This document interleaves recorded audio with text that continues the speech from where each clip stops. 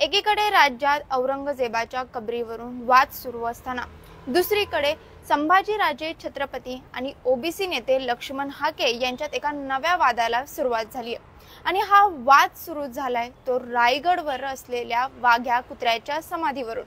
एका बाजूला संभाजीराजे छत्रपती यांनी वाघ्या कुत्र्याच्या समाधी हटवण्याची मागणी केली आहे, तर दुसऱ्या बाजूला महाराष्ट्रातील वातावरण कुलुषित करण्यासाठी मुद्दाम असं करत असल्याचं लक्ष्मण हाके यांनी म्हटले।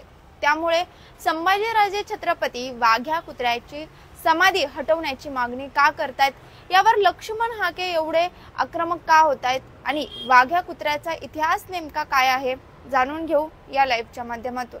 नमस्कार, मी शिवानी लकडे, पॉलिटिकल महाराष्ट्र मध्ये आपलं स्वागत।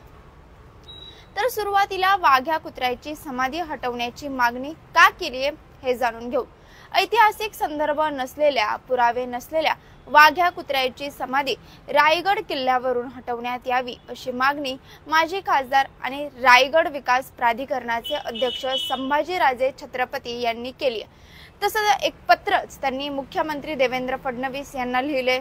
या पत्रात हिंदवी स्वराज्याची राजधानी दुर्गराज रायगड येथे श्री छत्रपती शिवाजी महाराजांच्या समाधीलगत कथित वाघ्या कुत्र्याची समाधी म्हणून एक संरचना काही दशकांपूर्वी उभारण्यात आली आहे। सदर वाघ्या कुत्रा हा नामक पात्राचा शिवकालीन इतिहास कोणत्याही प्रकारचा उल्लेख अथवा संदर्भ मिळत नाही। भारतीय पुरातत्व विभागाने देखील सदर समाधी संरचना व वाघ्या कुत्र्याचं ऐतिहासिक महत्त्व याबाबत त्यांच्याकडे कोणतेही ऐतिहासिक माहिती व पुरावे उपलब्ध नसल्याचं स्पष्टोक्ती दिलेली आहे। यामुळे वाघ्या कुत्रा समाधी नामक संरचना हे दुर्गराज रायगडावरील अतिक्रमण असून राज्य शासनाच्या धोरणानुसार 31 मे 2025 च्या अखेरपर्यंत हे अतिक्रमण श्री छत्रपती शिवाजी महाराजांच्या समाधी स्थळावरून व दुर्गराज रायगडवरून कायमस्वरूपी हटवण्यात यावं असं त्यांनी या पत्रात म्हटले।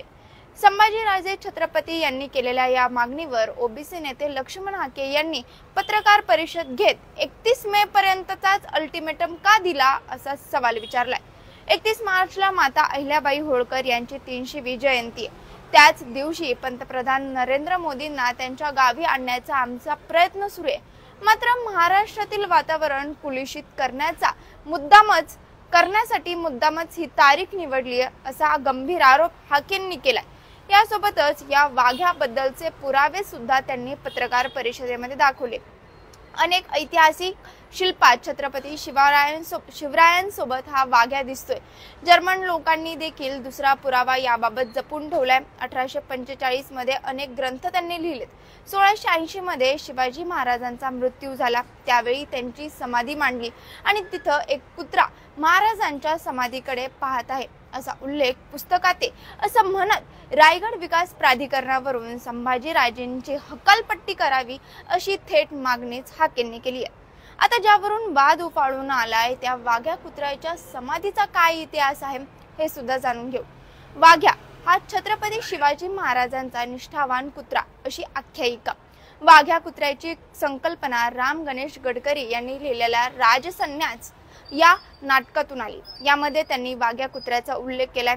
राम गणेश गडकरी यांनी लिहिलेल्या कथेत सांगण्यात आले की छत्रपती शिवाजी महाराज यांच्या अंत्यविधी दरम्यान त्यांच्या लाडक्या कुत्र्यानं चितेत उडी मारली। या कथेवर विश्वास ठेवून वाघ्या कुत्र्याची समाधी रायगड येथे बांधण्यात आली। मात्र प्रत्यक्षात भारतीय पुरातत्व विभागाकडे वाघ्याबाबत कोणतेही पुरावे नाहीयेत। त्यामुळे आता मुख्यमंत्री याबाबत काय निर्णय घेतात, संभाजीराजे छत्रपती आणि लक्ष्मण हाके यांच्यातला वाद अजून भविष्यात वाढणार का हे पाहणं आता महत्त्वाचं असणार आहे। सध्या आपण इथेच थांबतोय। पाहत रहा पॉलिटिकल महाराष्ट्र। धन्यवाद।